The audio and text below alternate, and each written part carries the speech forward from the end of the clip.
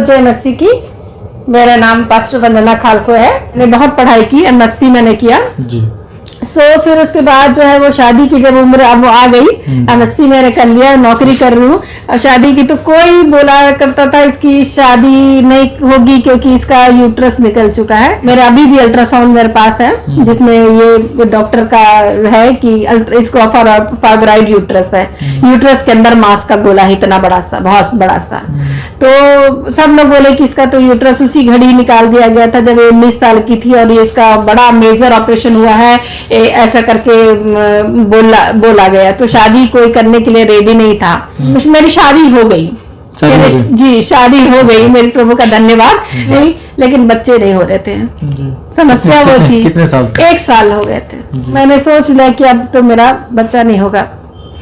मैं जब अपने छत्तीसगढ़ से बिहार आई, मेरे हस्बैंड बिहार में सर्विस करते हैं, मैं बिहार आई अपने हस्बैंड के पास। तो मैंने अपने हस्बैंड को पूरा डायरेक्टली बोल दिया कि मैं बच्चा नहीं कर सकती क्योंकि मेरा एक ओवरी नहीं है। मेरे को अब भी पता चला, मेरे को पहले नहीं मालूम था और अब मुझे पता चल रहा है कि मेरी एक ओवरी नहीं है करके मैं बहुत रोई। मेरी रोने को देख के मेरे हस्बैंड ने बहुत तसल्ली दिया, परमेश्वर से प्रार्थना करेंगे, जरूर प्रभु मार्ग निकलेगा। और उस दिन के बाद मैं मेरे पति रात के समय रोज प्रार्थना करते थे, रोज। कितने घंटे मतलब प्रार्थना हम लोग करते थे? 1 घंटा। हाँ जी।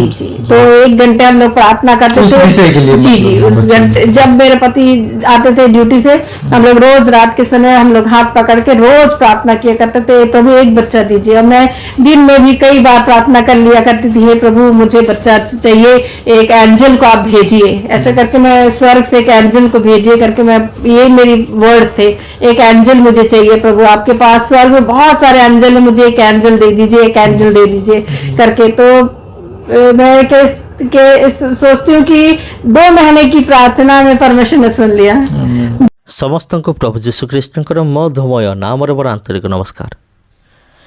तबे ख्रीष्टर प्रिय भाई भाई मैंने आज भिडियो आम एमती एक साक्षी आम शुणा जोटा कि आपणकर विश्वास को मध्य मजबूत कर। तेरे से साक्ष्यटी कौन? तेरे से साक्ष्यटी हूँ एठार जन भौणी अच्छा जहाँकर बिल्कुल संतान हो नाला। से बहुत डॉक्टर देखले, माने बहुत आड़े गले, कौन से रूप संतान है ना। तापर से कौन कले ना, प्रभु जीशु ख्रीष्ट को विश्वास सुनले, प्रभु जीशु ख्रीष्ट को विश्वास कले। प्रभु जीशु ख्रीष्ट को विश्वास करिवारु तांकर संतान है। तबे वर्तमान से प्रभु जीशु ख्रीष्ट को पाइकी एते खुशी जे आपण वर्णना भी करें। से बहुत खुशी माने प्रभु जीशु को पाइकी। तेबे आज आम तांको मुहरा में साक्ष्य शुणा से किभली भाव में प्रभु जीशु ख्रीष्ट को विश्वास कले, एमिती तांको जीवन में कौन टर्निंग पॉइंट आसला जहाँ फल से जीशु को विश्वास कले आ प्रभु जीशु ख्रीष्ट को निजर व्यक्तिगत उद्धारकर्ता भाव में ग्रहण कले और स्वीकार कले। चलता विलम्ब न करी तांको मुखर आम श्रवण करवा। सबको जय मसीह की। प्रभु आप सबको आशीष दे। और मैं सुशील ब्रदर आप सबके बीच में एक बहुत ही खास वीडियो लेकर आया हूं। और हमारे बीच में एक बहन है और वो बहन जो है कि छत्तीसगढ़ के रहने वाली है और आज जो है कि बिहार में सेवा करती है। उनके जीवन में बहुत बड़ा काम प्रभु किया है और उनकी गवाही को मैं आपके बीच में लेकर आना चाहता हूं। तो सबसे पहले हम उनका स्वागत करते हैं। आप अपना नाम बताएं और आपके जीवन में प्रभु क्या किया आपको बताएं। सबको जय मसीह की। मेरा नाम पास्टर वंदना खालको है जी। और एक्चुअली मैं छत्तीसगढ़ की रहने वाली हूँ जी। और बिहार में रहकर सेवकाई कर रही हूँ, बेगूसराय में। प्रभु के नाम का धन्यवाद। मुझे भाई सुशील के द्वारा एक मौका मिल रहा है कि मैं आप लोगों के बीच में आकर प्रभु को अपनी गवाहियों को बांट सकूं। ये महान बात है। और सबसे पहले मैं आपसे पूछना चाहती हूँ कि आप प्रभु को कितने दिनों से, मतलब कितने सालों से मतलब जानते हैं? जी, मैं बाय बर्थ क्रिश्चियन हूँ, एक मसीही परिवार में जन्मी हुई हूँ। तो मेरे दादाजी जो थे वो हिंदू थे, हिंदू बैकग्राउंड के थे और बहुत पूजा पाठ किया करते थे। और सुबह उठ के 5 बजे से उठ के तालाब था गांव में और वहां पूजा करने का कार्य वो किया करते थे। एक एक मिशनरीज के द्वारा, एक पास्टर के द्वारा उन्होंने प्रभु के वचन को सुना। मेरी दादी की स्थिति ये थी कि उसके जितने बच्चे होते थे मर जाते थे, वो जीते नहीं थे बिल्कुल। वो थोड़े दिन के बाद वो, जी मेरे दादी जी की थोड़ा सा मैं उसको बताना चाहती हूँ वो बैकग्राउंड। सो मेरे दादी जी, एक दादी जो थी वो, उनके बच्चे सब मर जाते थे। तो वो उन्होंने पास्टर ने प्रार्थना करके बोला कि प्रभु यीशु मसीह पर विश्वास करोगे तो वो जीवन देने वाला परमेश्वर, गर्भ की आशीष परमेश्वर की ओर से है और आपका बच्चा मरेगा नहीं। मतलब आपके दादाजी को जो है कि कोई पास्टर जो एक जी जी वो उन्होंने बताया। तो उस गांव से मेरे दादाजी ने प्रभु यीशु को ग्रहण कर लिया, ये विश्वास करके कि मैं इस ईश्वर को परख कर देखता हूँ कि ये कैसा भला है, क्योंकि उस पास्टर ने बोला वो भला परमेश्वर है, वो सब कुछ देता है, चंगाई देता है, शिफा देती है, और ऐसी मृत्यु जो है उसके जीवन में नहीं आती है। यदि किसी के परिवार में मृत्यु आ रही है तो वो नहीं होगा, और आपकी पत्नी को जो बच्चे जरूर प्रभु देगा। तो मेरे दादाजी प्रभु में आए और उन्होंने प्रभु यीशु को पूरा ग्रहण किया। गांव के लोग पूरे विरोध में आ गए, क्योंकि मेरा दादाजी का ही परिवार था, मेरे दादी और मेरे दादाजी ही ने प्रभु को यीशु को ग्रहण किया और गांव से निकाल दिया गया उनको। कोई शादी, जी हाँ जी, छत्तीसगढ़ में, और गांव से निकाल दिया गया और उनको जो है वो बेदखल कर दिया गया। कोई शादी ब्याह में कुछ में आने का परमिशन नहीं, मतलब गांव से निकाल देना। हाँ, मतलब घर तो गांव में था, लेकिन उनको बोल दिया गया, ये पंचायती बैठ के ये बोल दिया गया कि इनके ना भोज में हम शामिल होंगे, ना ये हमारे भोज में शामिल होंगे, ना हमको किसी शादी ब्याह में इनको बुलाना है और ना ही इनके में कभी किसी चीज में जाना है। ये एकदम था। तो मेरे दादाजी बोले कोई बात नहीं, मैं प्रभु यीशु को ग्रहण कर चुका हूँ तो मैं इसी में रहना चाहता हूँ करके उन्होंने बोला। फिर उसके बाद उन्होंने थोड़ा दिन पूरे गांव के लोगों ने सोचा, फिर उसके बाद इस एक नारियल ला के उन्होंने बोला कि ये नारियल फोड़ के हम अपने धर्म में फिर से शामिल करना चाहते हैं, हमारे धर्म में आ जाओ। ऐसे करके मेरे दादाजी को उन्होंने बोला कुछ, अब हम कुछ दे देंगे या फिर से हम शामिल करना चाहते हैं अपने में, इसको छोड़ दो करके काफी दबाव डाला। लेकिन मेरे दादाजी ने बोला कि नहीं नहीं, मैंने एक ईश्वर को जब पकड़ लिया तो मैं उसी में रहना चाहता हूँ और इसको मैं छोड़ूंगा नहीं। मैं एक ईश्वर को मैं पकड़ा हूँ तो उसको परख कर देखना चाहता हूँ कि ये कैसा भला है। फिर उसके बाद मेरे दादाजी पूरे विश्वास के साथ बने रहे और मेरे दादाजी का 4 बेटे हुए और 1 बेटी हुई। प्रभु में विश्वास करने के द्वारा कोई मरे नहीं, सब जिंदा है और सारा का फैमिली आज हमारे बीच में है। और मेरे पिताजी जो है वो सबसे छोटे बेटे में से है और उनके बाद एक मतलब बहन हुई, तो मेरी सब लोग जी जी सब मस्ती में रहे, सब मस्ती में रहे, कुछ भी ऐसा नहीं जो अन्य जाति हुए। वो मेरे दादाजी का पूरी बच्चे और पूरी फैमिली आज मस्ती में है और वो दृढ़ है। और तो आप जो है कैसे मसीह के ऊपर मतलब संपूर्ण विश्वास, क्योंकि बहुत सारे लोग जो है मसीह में होने के बाद भी जो है अपना विश्वास जो प्रभु यीशु मसीह को नहीं लगा पाते हैं, उनके अनुसार अपना जीवन को नहीं चला पाते हैं। बहुत सारी अभी भी जो है मसीह में रहने के बाद भी जो है कि बहुत सारी गलतियां जो अपने जीवन में निरंतर करते रहते हैं। जी, तो जिस प्रकार से आपने पूछा सुशील भाई, तो मैं आपको बताना चाहती हूँ कि जैसे हम मसीह परिवार में, तो मेरे पिताजी, मेरे पापा जी और मेरी मम्मी बहुत एक्टिव क्रिश्चियन थे, बहुत ही चर्च में एक्टिविटीज उनकी थी और एकदम कहना चाहिए एक अच्छे भले क्रिश्चियन कहना चाहिए, जो परमेश्वर के भय में रहने वाले मसीही थे हैं। और पास ही में हमारे मोहल्ले के पास ही में चर्च था, सो वो पूरा मोहल्ला क्रिश्चियन मोहल्ले के नाम से जाना जाता है, शरण नगर एक स्थान है। और वो जो है वहाँ चर्च आना जाना, बचपन से संडे स्कूल की शिक्षाओं, और मेरी मम्मी खुद भी संडे स्कूल का मतलब चिल्ड्रन मिनिस्ट्री में एक्टिव मतलब सुपरिंटेंडेंट के रूप में रही। तो हमने बचपन से मसीह की शिक्षाओं को सुना अपनी मम्मी के द्वारा, बचपन से। सो हम लोग का नींव मजबूत होता गया, मजबूत होता गया। सो हमारी शादी जो है वो मसीह से ही हुई। सो इस प्रकार से मसीह में ही हम जुड़े।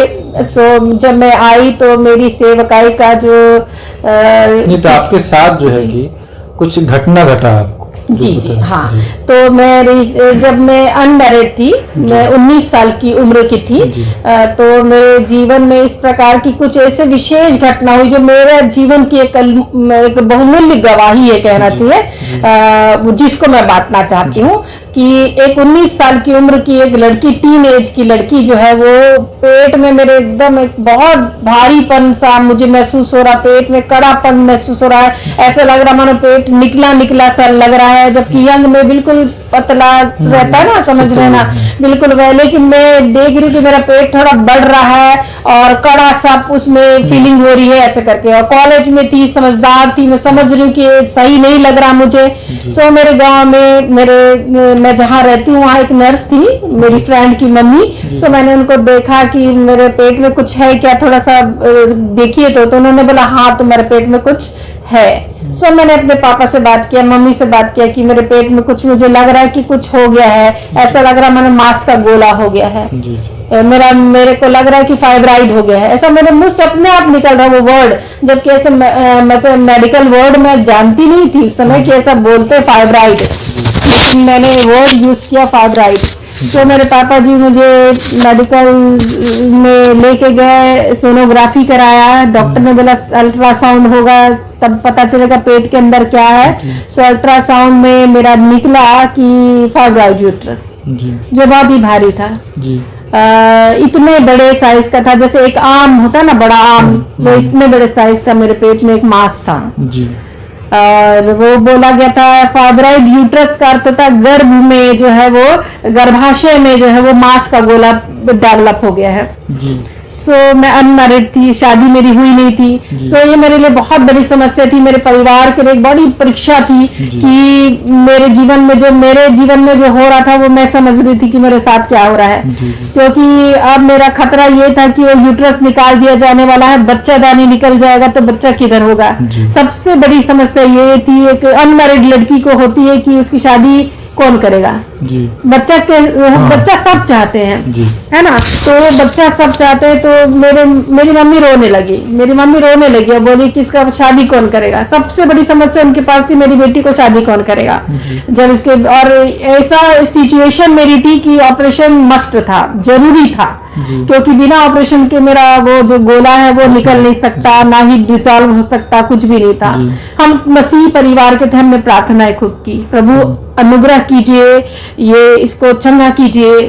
डॉक्टर से मिले, कंसल्ट किया, डॉक्टर ने बोला ऑपरेशन। हमने बोला कि यदि प्रभु चाहता ऑपरेशन के द्वारा तो ऑपरेशन ही सही, पर प्रार्थना किया यूट्रस बच जाए, गर्भ बच जाए, ताकि शादी हो सके, हमारा वंश चल सके आगे।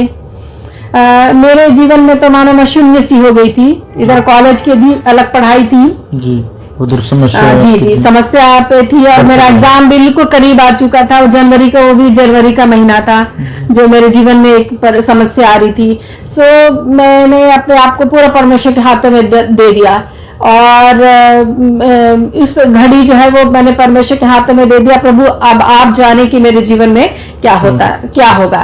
और मैं इस प्रकार से शायद परमेश्वर मुझे अपनी सेवकाई के लिए भी इस्तेमाल करने के लिए ऐसा भूमिका बना रहा था, अब मुझे लगता है, इसलिए मैं अपनी गवाहियों को बांट रही हूँ।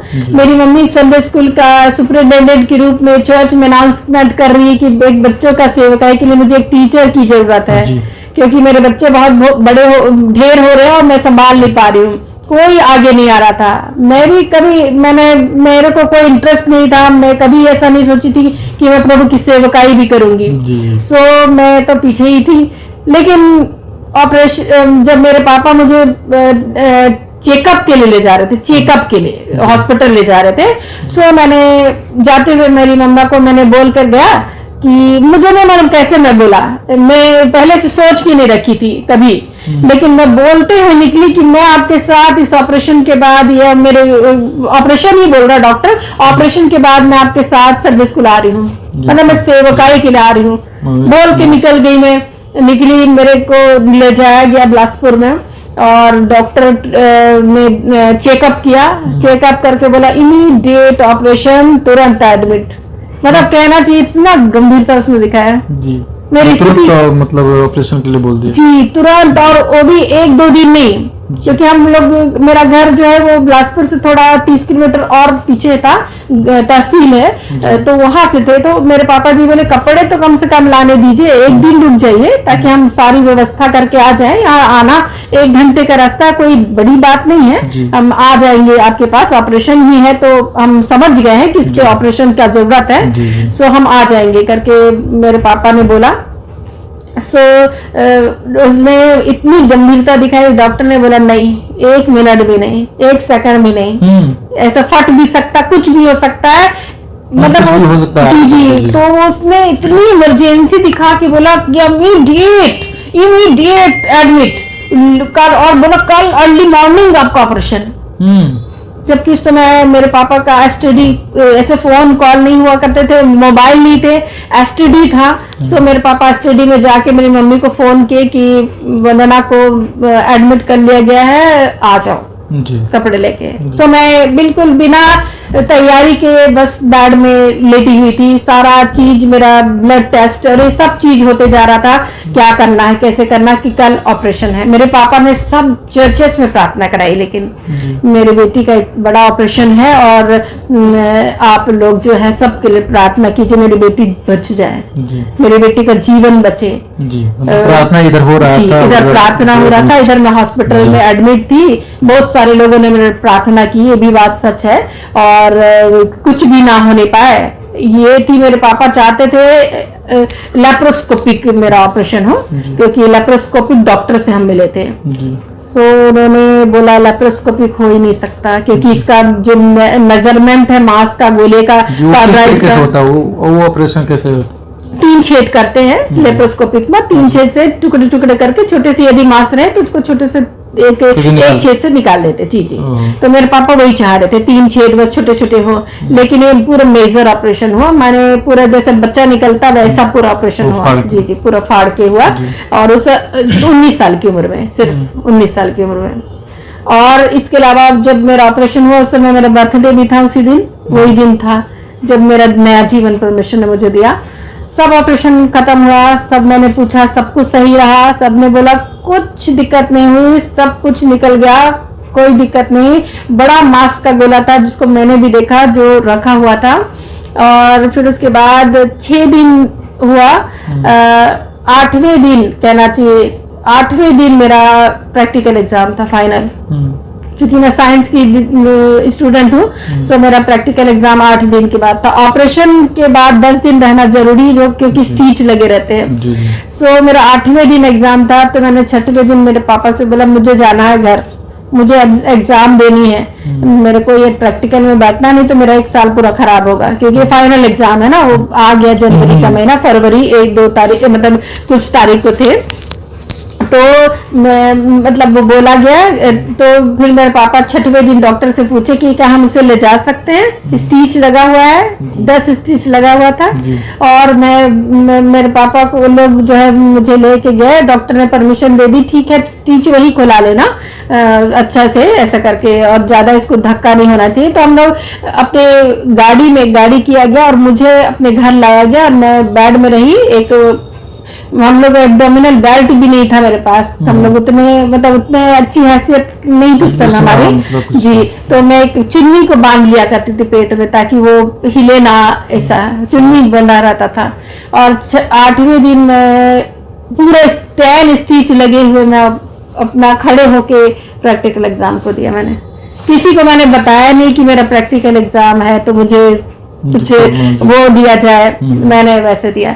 दूसरे दिन जो मतलब मालूम नहीं होने दिया। जी, मैंने नहीं बताया कि मेरा ऑपरेशन है, ये मैं ऐसी समस्या में हूँ, मेरे लेटने की जरूरत है, मुझे बैठने की जरूरत है। जैसे दूसरे बच्चे कर रहे थे वैसे मैंने किया, और फिर ऑपरेशन मतलब वो किया, सिर्फ मतलब वो चुन्नी बांध के किया ताकि मेरे स्टिच टूटे ना। लेकिन परमेश्वर ने इतना सहायता कि कुछ भी नहीं हुआ, कुछ भी नहीं हुआ। खड़ी रही, गाड़ी से आई, कुछ भी नहीं हुआ।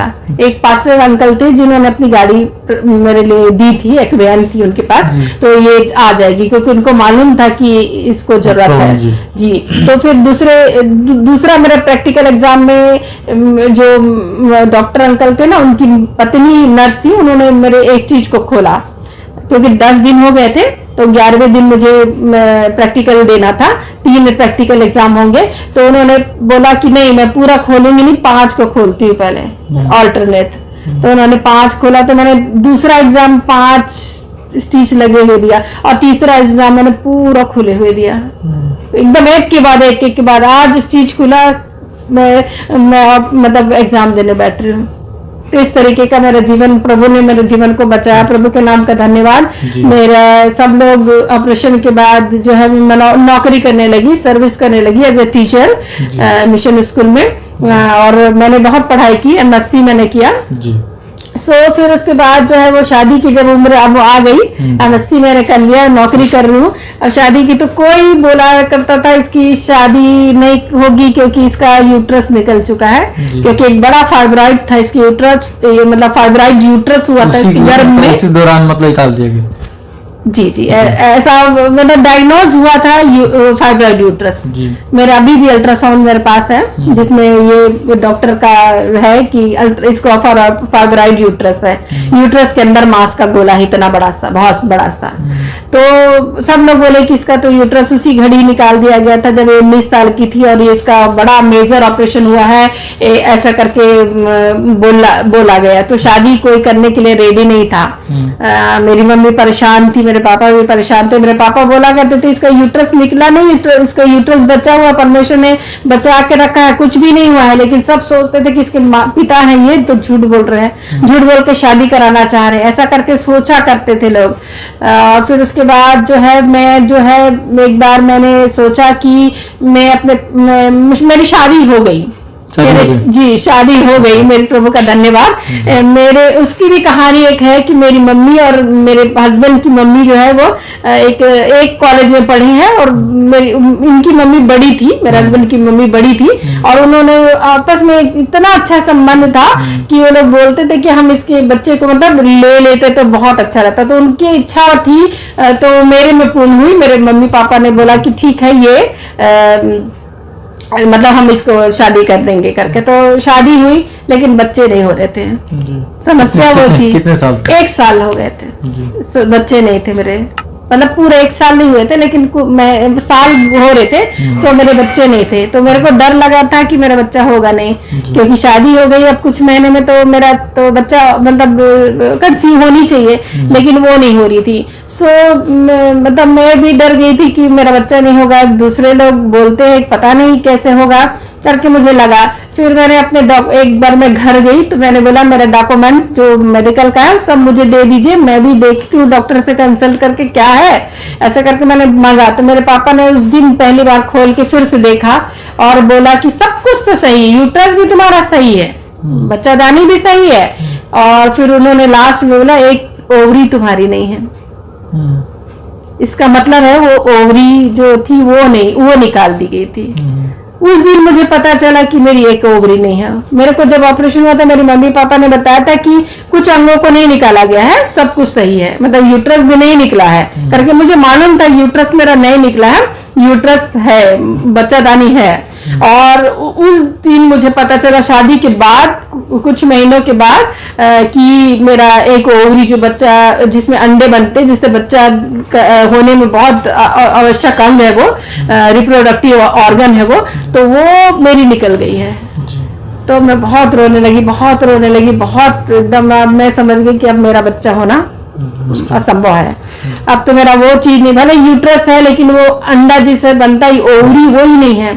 एक ओवरी थी जिसमें प्रॉब्लम आनी शुरू हो रही थी, उसमें भी मेरे को दर्द पीड़ा हो रही थी। मैंने सोच लिया कि अब तो मेरा बच्चा नहीं होगा। मैं जब अपने छत्तीसगढ़ से बिहार आई, मेरे हस्बैंड बिहार में सर्विस करते हैं, मैं बिहार आई अपने हस्बैंड के पास, तो मैंने अपने हस्बैंड को पूरा डायरेक्टली बोल दिया कि मैं बच्चा नहीं कर सकती क्योंकि मेरा एक ओवरी नहीं है। मेरे को अब भी पता चला, मेरे को पहले नहीं मालूम था, और अब मुझे पता चल रहा है कि मेरी एक ओवरी नहीं है करके। मैं बहुत रोई। मेरी रोने को देख के मेरे हस्बैंड ने बहुत तसल्ली दिया, परमेश्वर से प्रार्थना करेंगे, जरूर प्रभु मार्ग निकलेगा। और उस दिन के बाद मैं मेरे पति रात के समय रोज प्रार्थना करते थे, रोज। कितने घंटे मतलब प्रार्थना हम लोग करते थे? 1 घंटा डेली? हाँ जी जी, तो 1 घंटे हम लोग प्रार्थना करते उस थे। विषय के लिए जी जी, मतलब उस बच्चे- घंटे जब मेरे पति आते थे ड्यूटी से, हम लोग रोज रात के समय हम लोग हाथ पकड़ के रोज प्रार्थना किया करते थे, प्रभु एक बच्चा दीजिए। और मैं दिन में भी कई बार प्रार्थना कर लिया करती थी, हे प्रभु मुझे बच्चा चाहिए, एक एंजल को आप भेजिए। ऐसे करके मैं स्वर्ग से एक एंजल को भेजिए करके मैं, ये मेरी वर्ड थे, एक एंजल मुझे चाहिए प्रभु, आपके पास स्वर्ग में बहुत सारे एंजल है, मुझे एक एंजल दे दीजिए, एक एंजल दे दीजिए करके। तो मैं सोचती हूँ कि 2 महीने की प्रार्थना में परमेश्वर ने सुन लिया।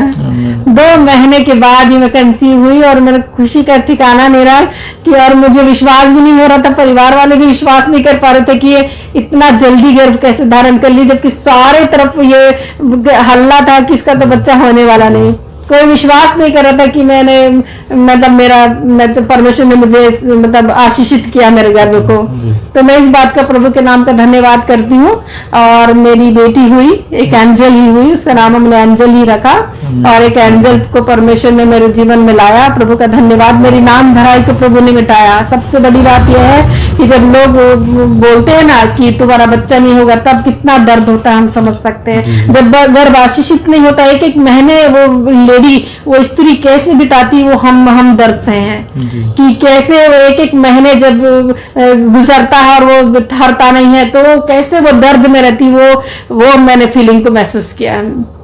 तो प्रभु ने मेरी नाम धराई को मिटाई, ये सबसे बड़ी बात है मेरे जीवन के लिए, और मैं प्रभु के नाम का धन्यवाद करती हूँ। और इस बीच में सेवकाई में भी आ गई, संडे स्कूल मिनिस्ट्री के लिए भी मैं प्रभु के द्वारा चुनी गई। सो मैं प्रभु के नाम का धन्यवाद करती हूँ। जिस प्रकार मैंने बताया कि मैं ऑपरेशन जब मेरा हो रहा था, तब मैं बोलते गई कि मैं संडे स्कूल मिनिस्ट्री में आ रही हूँ। तो जब मेरा ऑपरेशन हो गया तो मैं बिल्कुल संडे स्कूल मैंने ज्वाइन कर लिया वे टीचर के रूप में, और मैं बच्चों को बीच सेवा करने लगी थी। तो वो मेरे घर की बात है। फिर शादी होने के बाद मैं इधर जब आई बिहार में, तो मैं बिहार में भी प्रभु की तो मतलब अभी कितने बच्चे हैं आपके? 150 से अधिक नहीं, अभी नहीं है आपके आज जो मेरे बच्चे अपने हैं। बच्चे, जी। मेरे 2 बच्चे हैं, मेरे 2 बेटियों को दो की बेटियां। आशीष परमेश्वर ने दी आशीष दी है। है। प्रभु के तो धन्यवाद। आप अभी बहुत सारे लोग आपको देख रहे हैं, जी जी और बहुत सारी प्रॉब्लम आज भी बहुत सारे लोगों के जीवन में है। जी अलग अलग तरह का प्रॉब्लम जी। है। तो उन लोगों को क्या आप संदेश देना चाहेंगे? क्योंकि मैं ये तो विश्वास करने की बात नहीं है, लोग विश्वास नहीं कर पाएंगे जो आपके साथ हुआ। ये लोग जो है कि देखकर विश्वास नहीं करेंगे, जी शायद जैसे आपके पिताजी विश्वास नहीं कर पाते थे।